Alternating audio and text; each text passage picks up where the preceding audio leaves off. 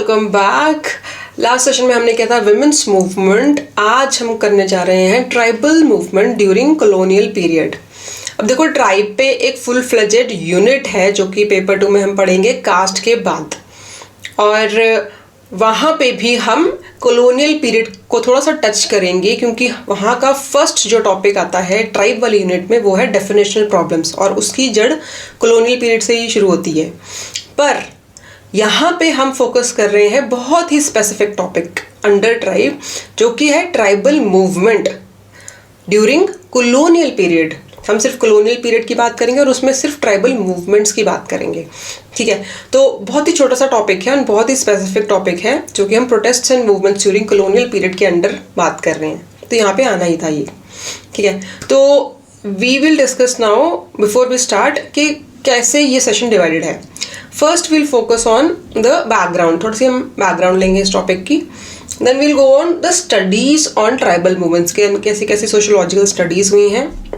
Then will go on issues कैसे रहे हैं, लैंड है, फॉरेस्ट है, ऑटोनॉमी है, यही सब इश्यूज हैं।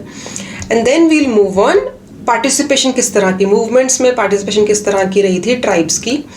एंड देन ऑर्गेनाइजेशन कैसी थी मूवमेंट की, लीडरशिप कैसी थी। जैसे हम पेजेंट्स में पढ़ते हैं, जैसे हम वुमेन्स मूवमेंट में पढ़ते हैं, वैसे हम यहाँ भी ऑर्गेनाइजेशन और लीडरशिप वाला एंगल टच करेंगे।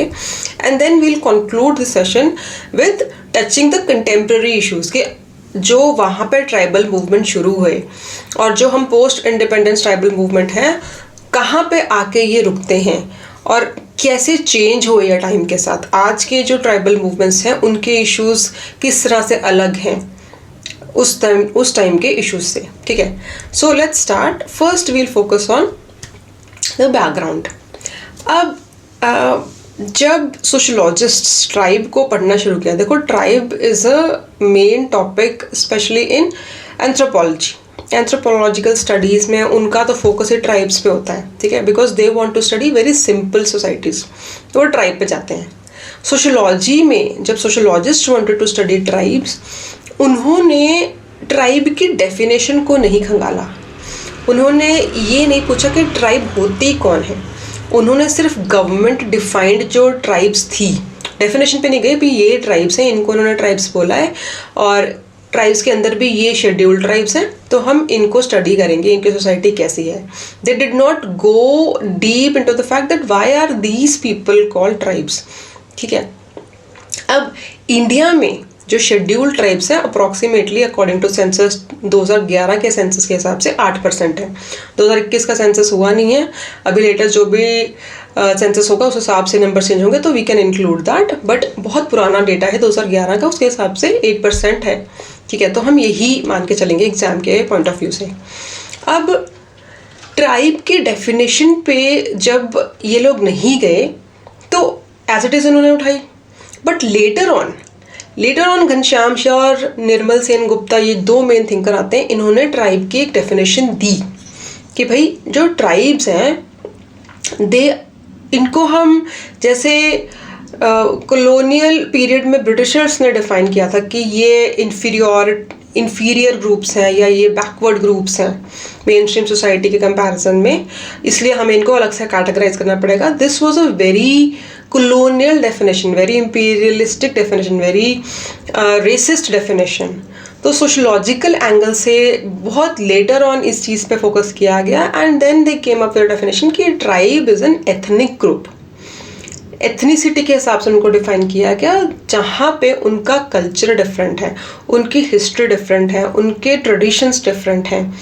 जब इंडियंस एक छोटे से ग्रुप में एज अ माइनॉरिटी दूसरे कंट्रीज में रहते हैं तो हम उनको एक एथनिक ग्रुप बोला जाता है, राइट। ऐसे ही जब एक पर्टिकुलर सोसाइटी, एक छोटी सी सोसाइटी मेन स्ट्रीम सोसाइटी से अलग दिखती है इन terms of their culture, in terms of their tradition, in terms of their festivals, in terms of their values, तो उसको हम बोलते हैं एक एथनिक ग्रुप। और यहाँ पे ट्राइब्स की भी एथनिक एंगल से ही डिफिनेशन दी है सोशियोलॉजिस्ट्स ने, ठीक है। तो ये आपको क्लियर हो गया, डेफिनेशनल पार्ट, बैकग्राउंड वाला पार्ट आपको क्लियर है। मेन जो डेफिनेशनल प्रॉब्लम्स रही ट्राइब्स की वो हम ट्राइब वाले यूनिट में पढ़ेंगे, ठीक है। अब बैकग्राउंड हमने ले ली, अब हम चलते हैं कि ट्राइबल मूवमेंट्स पे स्टडीज़ क्या हुई हैं। देखो, ट्राइबल मूवमेंट्स पे कॉलोनियल पीरियड में जो भी ट्राइबल मूवमेंट्स हुए हैं उन पे बहुत कम स्टडीज़ हुई हैं, बहुत कम सोशोलॉजिस्ट ने इन पे स्टडी करी। इसका मतलब ये नहीं है कि ट्राइबल रिवोल्ट्स हुई नहीं या बहुत कम हुई, ट्राइबल रिवोल्ट्स बहुत ज़्यादा हुई, हमारा ही फोकस नहीं था उन चीज़ों पे। तो जितनी भी स्टडीज़ हुई, मेनली वो स्टडीज़ हुई जो सेंट्रल और ईस्टर्न एरियाज़ हैं इंडिया के, यानी कि जो हमारा छोटा नागपुर प्लेटो वाला रीजन है, जहाँ पे हमारा झारखंड, छत्तीसगढ़, बंगाल का थोड़ा सा पार्ट, थोड़ा सा मध्य प्रदेश का पार्ट, ये वाला जो एरिया है, यहाँ पे जो ट्राइब्स हैं उनके जो मूवमेंट्स चले during colonial period against the British rule, उन पे स्टडीज़ मेन फोकस रहा सोशोलॉजिस्ट का। एंड उसमें सेकंड जो फोकस रहा, एक तो ये रीजन रहा सेंट्रल और ईस्टर्न इंडिया। सेकंड जो फोकस था वो था नॉर्थ ईस्टर्न एरियाज में जो मूवमेंट्स हुए, ठीक है। तो whether you talk about J C Jha, whether you talk about के Dutta, whether you talk about Kumar Suresh Singh, इन्होंने सेंट्रल और ईस्टर्न एरियाज में जो मूवमेंट्स थे, जैसे भूमिज रिवोल्ट है, हम पढ़ेंगे डिटेल में, भूमिज रिवोल्ट था, संथल रिवोल्ट था, कोल इंसरेक्शन थी, या बिरसा मुंडा मूवमेंट था, इन पे इन लोगों ने स्टडी करी। When we talk about north east, तो DP Mukherjee studied Zeliangrong movement, ठीक है। फिर गौतम भद्र का नाम आता है, जिन्होंने नॉर्थ ईस्ट में इन्होंने स्टडी किया था मणिपुर का मूवमेंट, जो कुकी अपराइजिंग वाला, ठीक है। तो ये फोकस बहुत लिमिटेड स्टडीज़ हुई सोशोलॉजिकली, बट इन एरियाज पे उन्होंने फोकस किया, बाकी एरियाज पे उन्होंने इतना ज़्यादा ध्यान नहीं दिया, ठीक है। अब हम चलते हैं इश्यूज़ क्या रहे। देखो, issues, what do you think, tribes के जो आज के इश्यूज़ हैं और उस टाइम के इश्यूज़ थे, मोर और लेस थोड़ा सा डिफरेंस आया है, बट मोर और लेस वही चल रहा है। नेचुरल रिसोर्सेज का इनको एक्सेस चाहिए, दे वांट जो इनको एलियनेट किया गया अपने ही जल जंगल ज़मीन से, अपनी ही रूट से, ठीक है, वो इनके इश्यूज रहे हैं। देखो, ये जो टॉपिक है पूरा ट्राइबल मूवमेंट, और जब हम ट्राइब भी पढ़ेंगे, ये मामला सारा नेचुरल रिसोर्सेज का है, ये मामला सारा ज़मीन का है, जंगल का है, जल का है। तो जब इसको आपको समझना है ना, तो थोड़ा दिल से समझना, ठीक है। अब फर्स्ट इशू जो हम पढ़ेंगे इसमें, वो है लैंड का इशू, वो है ज़मीन का इशू। देखो, पहले जब ब्रिटिशर्स आते हैं, they came as traders, East India company आती है। अब ये जब आते हैं, इन्होंने पहले तो इंटरफेयर नहीं किया। पहले ये जो मेन स्ट्रीम इंडियन सोसाइटी थी, जो प्लेन्स में लोग रहते थे, और इन्होंने नॉर्थ ईस्ट तो टच ही नहीं किया, वहाँ पे तो गए ही नहीं। और इन्होंने ट्राइब्स को जो जंगल में रहते थे उन पे ज़्यादा इंटरफेरेंस नहीं करी। तो ज़्यादा इम्पैक्ट जब हम कॉलोनियल मूवमेंट, कॉलोनियल पीरियड में जब मूवमेंट्स के बारे में पढ़ते हैं, तो ये इतने न्यूज़ में नहीं, मतलब ये इतने हाईलाइट नहीं होते tribal movements. But this does not mean के ट्राइबल्स वर डोसाइल, इन्होंने कुछ बोला नहीं। इनके इश्यूज अलग थे, इन्होंने बहुत बढ़ चढ़ के पार्टिसिपेट किया, हमने ही स्टडी नहीं किया, हमने ही इनके एफर्ट्स को इग्नोर किया। तो जब लैंड का इशू आता है, तो सबसे पहले तो इनके एरियाज में जो इंक्रोचमेंट हुई, नंबर 1 पॉइंट इज कि जो नॉन ट्राइबल्स थे, whether they were non Britishers, whether they were Indians, Britishers को अभी हम हटा देते हैं, कि जो नॉन ट्राइबल लोग थे वही इनके एरियाज में इंक्रोचमेंट कर रहे थे। whether you talk about local जो माफिया होते हैं, जो भी यहाँ से रिसोर्सेज लेना चाहते थे, इंक्रोचमेंट नॉन ट्राइबल्स की रही पहले यहाँ पे। फिर धीरे धीरे जो ब्रिटिश लैंड सिस्टम था, ब्रिटिशर्स अपने यहाँ से भी रेवेन्यू निकालने के लिए, यहाँ से भी फॉरेस्ट प्रोड्यूस को निकालने के लिए वो अपने लैंड सिस्टम्स लेके आते हैं, and they interfere with their own, जो ट्राइब्स का अपना एक एग्रेरियन सिस्टम होता है, उन पे इन्होंने इंटरफेयर किया, and they brought the usual communal ownership से रातों रात ये इंडिविजुअल ओनरशिप पे चले जाते हैं, जमींदारी सिस्टम पे चले जाते हैं, फ्यूडल सिस्टम पे चले जाते हैं। देखो, one thing you need to notice is कि जो ट्राइबल एग्रेरियन सिस्टम है, that is communal ownership of land. पूरी की पूरा जो कबीला है, पूरा का पूरा जो क्लैन है, उनकी सबकी ओनरशिप है लैंड पे, ठीक है। और सभी ज़मीन जोतते हैं, उसको उपजाऊ बनाते हैं, उसको खेती योग्य बनाते हैं, ठीक है। दिस इज़ डिफरेंट फ्रॉम जो पेजेंट्स उस टाइम पे थे। पेजेंट्स का वहाँ पे प्राइवेट ओनरशिप चल रही थी, वहाँ पे ज़मींदार था, वहाँ पे ज़मींदार, वहाँ से टेनेंसी सिस्टम था, शेयर क्रॉपर सिस्टम था, तो और डॉक्यूमेंट्स होते थे, फिर रेवेन्यू कलेक्टर होता था, फिर गवर्नमेंट ऑफिशियल्स इन्वॉल्व हैं, फिर मनी लेंडर इन्वॉल्व है, बहुत सारी चीज़ें इन्वॉल्व थी। बट यहाँ पे बहुत ही सिंप्लीफाइड सिस्टम था एंड हर ट्राइब का एक यूनिक सिस्टम था। कॉमन चीज़ हर ट्राइब की ये थी कि there was no concept of private ownership, ठीक है। यहाँ पे कम्युनल ओनरशिप थी, ठीक है। और पूरे के पूरे जो ट्राइब्स के इंडिविजुअल्स थे, everybody had equal right on the land. अब जब ब्रिटिशर्स इंटरफेयर करना शुरू करते हैं तो इन्होंने ये सिस्टम चेंज किया। इन्होंने कम्युनल ओनरशिप से प्राइवेट ओनरशिप पे ये आ जाते हैं एंड जब आप उनको यहाँ तक पुश करने लग गए तो उनके जो एंसेस्ट्रल जो ट्रेडिशंस चल रहे थे, they get disturbed and they start losing their land to first to non-tribals then to Britishers, ठीक है। एंड धीरे धीरे क्या होता है कि they again just like pageants के साथ हुआ था, they become tenants in their own land. अपने ही लैंड पे वो एज किराएदार वहाँ पे काम कर रहे हैं, खेती कर रहे हैं, जो भी उगा रहे हैं, ठीक है। एंड फिर जब यहाँ तक बात आ जाती है जहाँ पे आप पले बड़े हैं, जहाँ पे आपके दादा परदादा रहे हैं, जहाँ पे आपकी आप नदी को पूजते हैं, आप जल को पूजते हैं, आप पत्थरों को पूजते हैं, आप पेड़ों को पूजते हैं, पेड़ पौधों को, आप ज़मीन को पूजते हैं, वहाँ पे आप किराएदार बन जाओ अंडर सम फॉरेन पीपल, तो you get pushed towards revolt, आपको कॉर्नर किया जाता है। तो this was going on and इसमें हम सबसे अच्छा एग्जाम्पल देखते हैं जो जेसी झा ने भी डिस्कस किया है, that is of Kol insurrection, Kol revolt जो हुई थी, जो कोल ट्राइब ने रिवोल्ट करी थी। उन्होंने दे रिवोल्टेड अगेंस्ट गवर्नमेंट लॉज, कानून हमारे नहीं है, ज़मीन हमारी है, हमसे कुछ पूछ के बिना इजाज़त लिए हमारी एंसेस्ट्रल ज़मीन पे आपने लॉ बनाया, तो हम उसके अगेंस्ट नहीं बोलेंगे। हमारे ऑपरेशन के लिए ही आपने लॉ बनाया, तो हमसे तो आप क्या ही परमिशन लोगे, राइट। तो this was what was going on.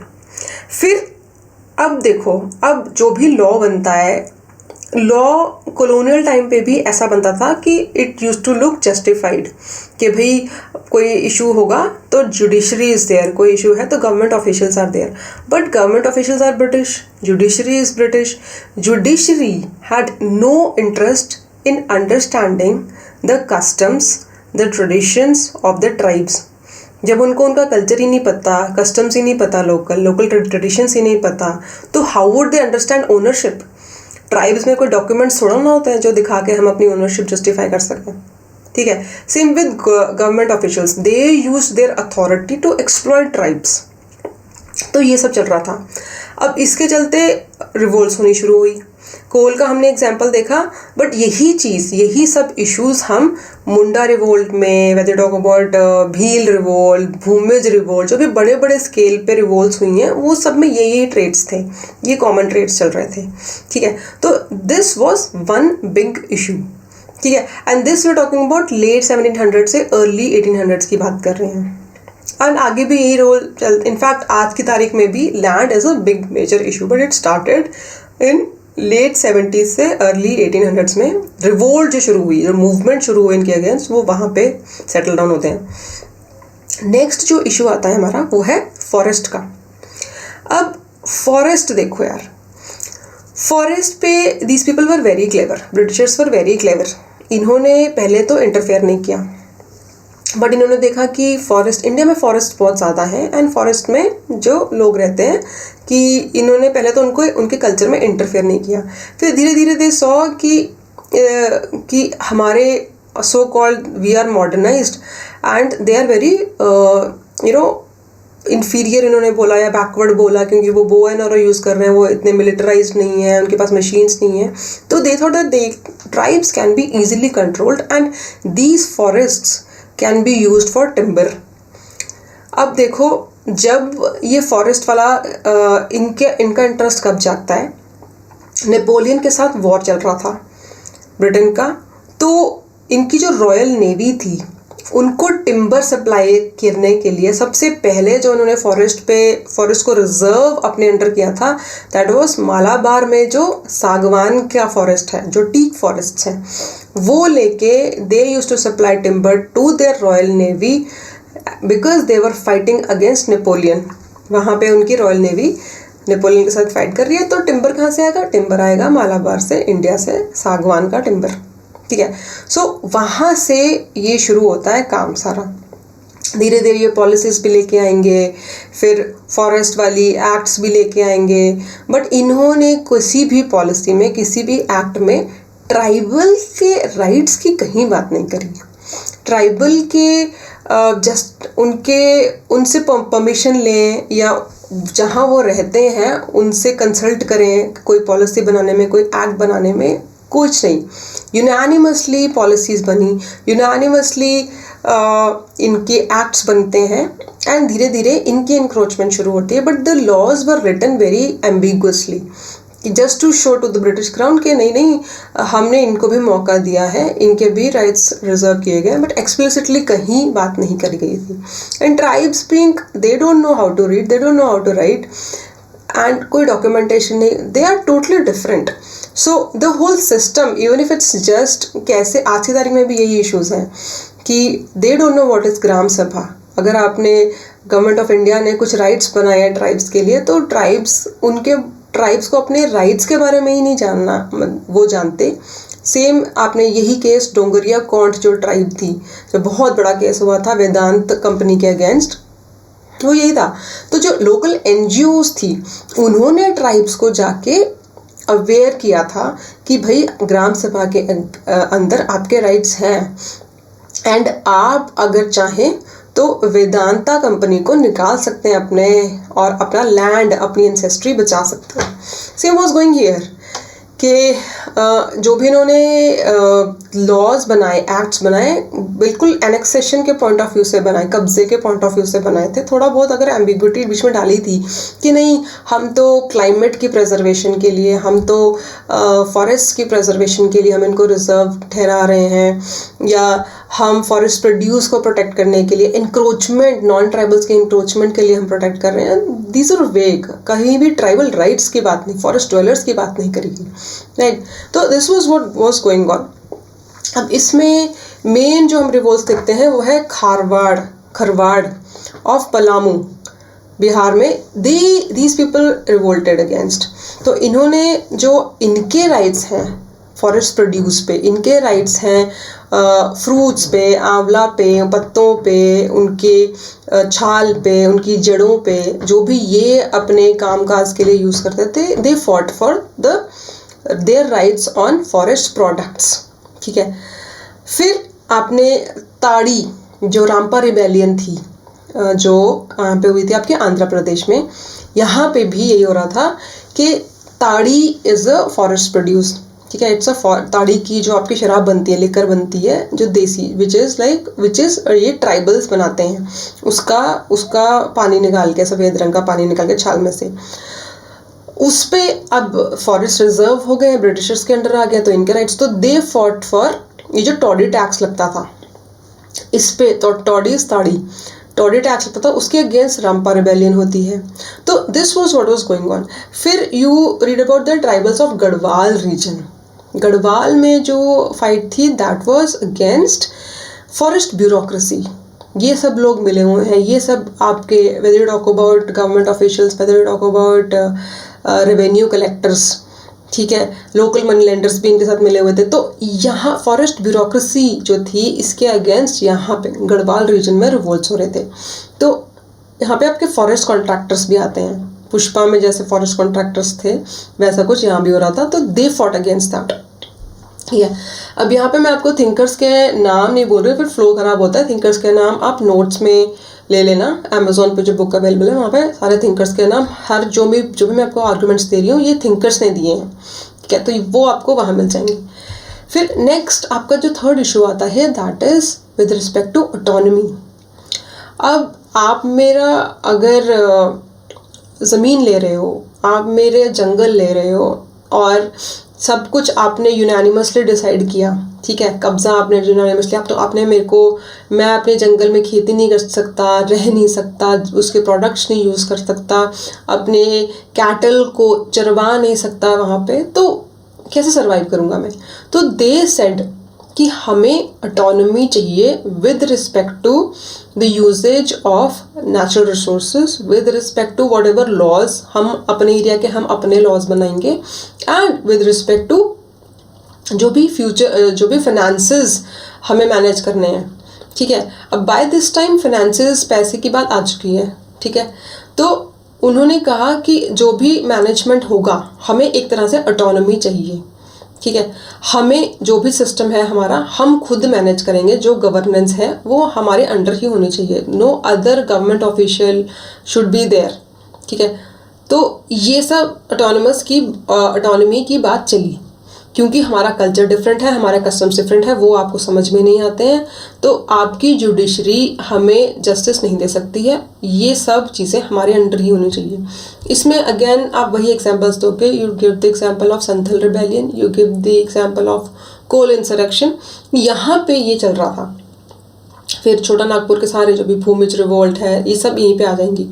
And यहाँ पे आप एग्जाम्पल दो नागास का, कि एक this is a different example, यहाँ पे Nagas were fighting for autonomy not against Britishers, they were fighting for autonomy against non tribals. जब साइमन कमीशन आई थी तो नागाज ने बोला था कि जो भी आप कॉन्स्टिट्यूशनल रिफॉर्म्स लेके आ रहे हो उसमें हम चाहते हैं कि we should be directly ruled by the British crown, the Britishers. हम जो नॉन ट्राइबल जो मेन स्ट्रीम इंडियन सोसाइटी है उसकी गवर्नेंस के अंडर हम नहीं रहना चाहते। क्यों?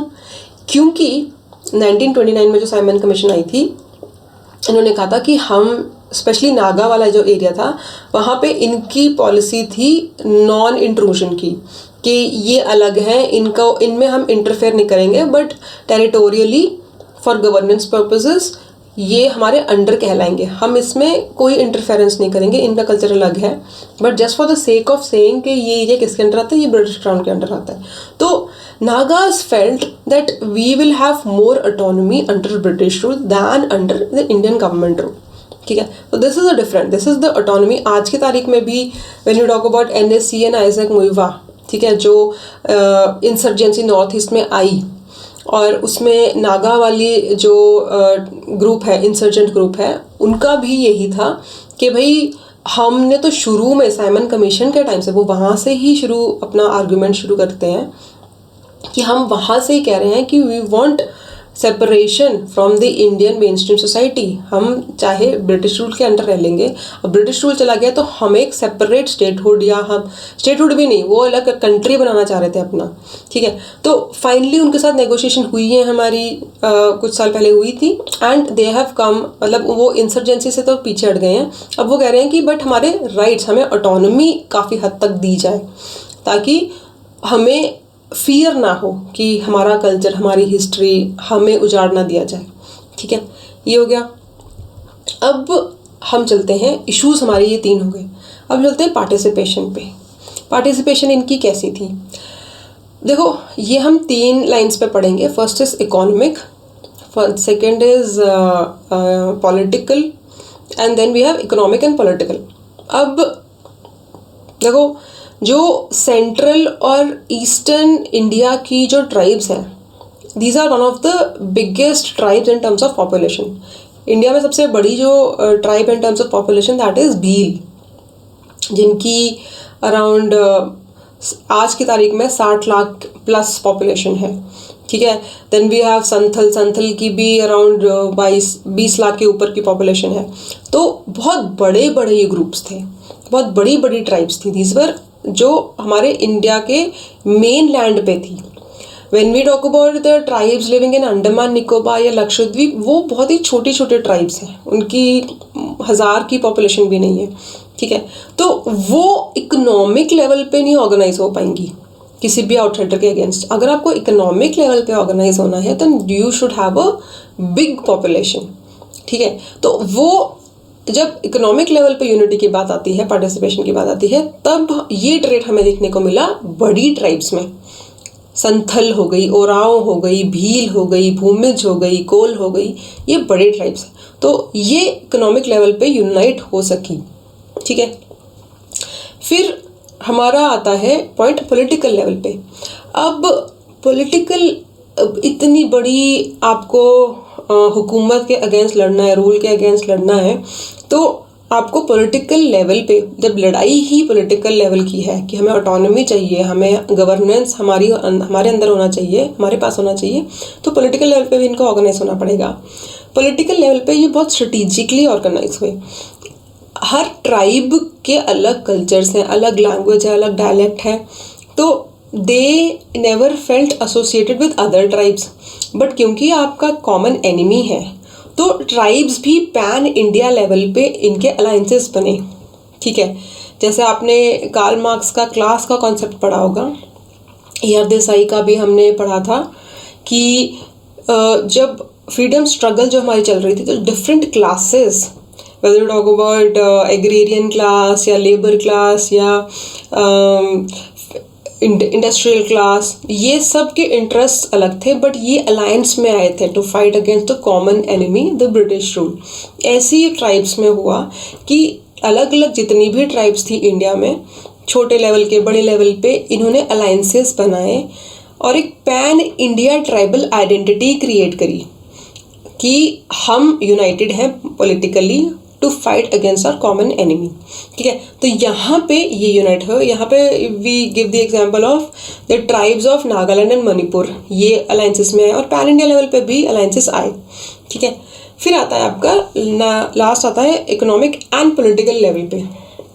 अब यहाँ पे हम देखते हैं कि इन्होंने नॉन ट्राइबल पॉपुलेशन के साथ भी अलायंसेस किए on economic and political level पे। इन्होंने देखा कि नॉन ट्राइबल लोग जो हैं उनका भी एनिमी ब्रिटिश रूल है, ठीक है। तो इस लेवल पे भी काफ़ी सारे अलायंसेस हुए एंड यहाँ पे आपको पॉलिटिकल लेवल पे भी हेल्प मिल रही है, यहाँ पे आपको इकोनॉमिक लेवल पे भी हेल्प मिल रही है। तो this was the participation of tribes, कि कैसे ये ब्रिटिश रूल के अगेंस्ट या इवन नॉन ट्राइबल जो एक्सप्लॉयटेशन कर रहे थे, जो नॉन ट्राइबल पॉपुलेशन, उनके अगेंस्ट ही कैसे लड़े, ठीक है। नेक्स्ट हमारा आता है ट्राइबल मूवमेंट्स की ऑर्गेनाइजेशन कैसी थी, उनकी लीडरशिप कैसी थी। अब देखो नॉर्मली हम पढ़ते हैं कि जो ब्रिटिश कॉलोनियल एंगल था, जो कॉलोनियल पॉइंट ऑफ व्यू था, कि भाई दे वर नॉट वेरी ऑर्गेनाइज्ड, उनकी बहुत लूज ऑर्गेनाइजेशन थी। ऐसा नहीं था, दे वर हाईली ऑर्गेनाइज्ड। इतने बड़े जो ग्रुप्स थे, इनकी लाखों में इनकी तादाद थी, तो अगर इनको एक मूवमेंट चलाना है तो ऑर्गेनाइज तो इनको होना पड़ेगा, लाखों लोगों का एक लीडर तो होना पड़ेगा, राइट। तो इनकी ऑर्गेनाइजेशन वाज वेरी स्ट्रक्चर्ड। इनके भी कोड मैसेजेस होते थे, इनके भी सीक्रेट मीटिंग्स होती थी, ये भी अपने जो फेस्टिवल्स हो रहे हैं या जो मेले हो रहे हैं उनको यूज़ करते थे for arranging their secret underground meetings, for setting their agendas. And इन्होंने भी, चाहे इनके पास वेपनरी इतनी स्ट्रांग नहीं थी, they could not fight against British weaponry, उनके आर्म्स एंड एम्यूनेशंस, बट इनके पास तीर कमान जो भी था, बट इनकी अंडरस्टैंडिंग जो लोकल टोपोग्राफी है बहुत ज़्यादा थी। इनका लैंड है, इनको पता है फॉरेस्ट की टोपोग्राफी, इनको पता है हिल्स की topography, they had a better understanding of climate, the soil, the moisture in the air. तो इन्होंने उस नॉलेज को यूज़ करके ब्रिटिश के अगेंस्ट ये लड़े। यूएस आज तक कभी इतने साल, इतने डेकेड्स वो अफगानिस्तान की ज़मीन पर रहा, कभी आज तक कोई क्लियर कट जीत नहीं हो पाई। क्यों? Because Taliban has a better understanding of Afghanistan topography, and that topography is so difficult, that terrain is so difficult to understand कि इनके पास जितनी भी सैटेलाइट की नॉलेज ले लो, कुछ भी ले लो, उतनी अंडरस्टैंडिंग तालिबान जितनी अंडरस्टैंडिंग रखता है अपने लोकल एरिया की, वो ये नहीं लेके आ पाते जितनी मर्जी इनके पास टेक्नोलॉजी थी। Same was with this case. ठीक है, आपके पास टेक्नोलॉजी है बट हमारे पास एंसेस्ट्रल नॉलेज है, हमारी लेवल की नॉलेज, हमारी ज़मीन को हम जानते हैं। So this was what was going on, very meticulously organise थे ये लोग। Then we come on to leadership. Leadership कैसे थी इनकी? अब देखो, इतनी तादाद में, लाखों की तादाद में जो सेंट्रल और ईस्टर्न मूवमेंट्स थे, जो सेंट्रल और ईस्टर्न इंडिया के मूवमेंट्स थे, तो इतने लाखों की तादाद की अगर एक ट्राइब है, संथल ट्राइब है या बिरसा मुंडा की मुंडा ट्राइब है, उनको ऑर्गेनाइज करने के लिए लीडरशिप चाहिए। अब सवाल आपका ये आना चाहिए कि हाउ डू दे डिसाइड के लीडरशिप कहाँ से आएगी? सब यहाँ पर तो ये तो एक इगैलिटेरियन सोसाइटी है, यहाँ पर तो हायरार्की होती ही नहीं है, तो ट्राइब्स में कैसे? सो देखो, इगैलिटेरियन इट वाज नेवर, जो बड़ी, स्पेशली जो बड़ी ट्राइब्स थी जो लाखों की तादाद में थी, दे वर नेवर कम्प्लीटली इगैलिटेरियन। उनमें भी लीडरशिप के लिए कुछ लोगों को चुना जाता था। कबीले का एक राजा होता है, ठीक है, कबीले का एक लीडर होता है, तो कुछ लेवल पे हायरार्की थी but not like caste system जो हमारे इंडिया में पाया जाता है। ठीक है, तो बहुत ही बेसिक कि डिसीजन मेकिंग कौन करेगा? लीडर करेगा। तो उतने लेवल की, थोड़े बहुत कि कुछ लोग हैं वो लीडर होंगे, बाकी सब उसकी बात सुनेंगे, इस लेवल की leadership. And this was very fair and objective, it was not in terms of exploitation of the masses by the elites. ठीक है, तो अब ये जो लीडरशिप थी, इस लीडरशिप में हम बात करते हैं बिरसा मुंडा के, अगर हम एग्जाम्पल ले लेते हैं, तो यहाँ पे जो लीडर उभर के आए, दे सेड कि हम भगवान का अवतार हैं, हमें भगवान ने चुना है, हमारे सपने में भगवान आए थे और उन्होंने हमें लीडर चुना है और हम इस चीज़ को लीड करेंगे।